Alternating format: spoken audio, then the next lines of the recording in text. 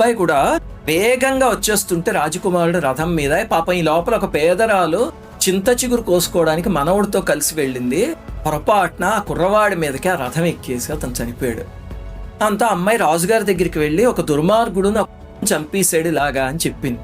చెప్తే రాజుగారు ఆగ్రహించి ఎవడైనా సరే శిరశ్ఛేదమే శిక్ష అన్నాడు. ఇప్పుడు అందరూ చెప్పారు రాజా చేసింది మీ కుమారుడే అని.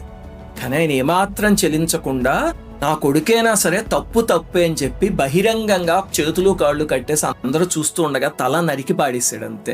అమ్మవారు అబ్బా ఏమి ధర్మనిరతి నాయన నీది అని కనకవృష్టి కురిపించింది. అప్పుడు కనకదుర్గాదేవి అయింది.